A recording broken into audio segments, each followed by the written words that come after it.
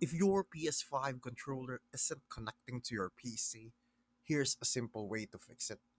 First, try using a USB cable instead of Bluetooth, just to check if your PC detects it.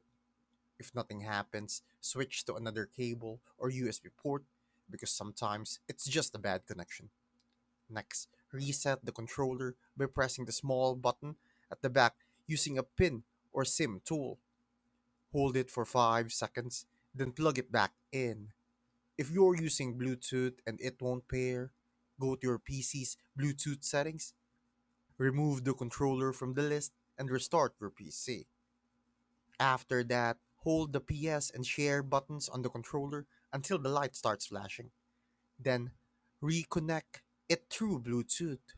Make sure your Windows or Steam is updated because outdated drivers can stop it from being recognized. On Steam, open Big Picture mode, go to controller settings, and enable PlayStation support so it picks up the DualSense properly. Once done, reconnect one more time to test. Most of the time, it's either the cable, pairing reset, or driver settings. Do these steps and you should be able to use your PS5 controller on PC again. Thanks for watching. Make sure to subscribe for more useful content.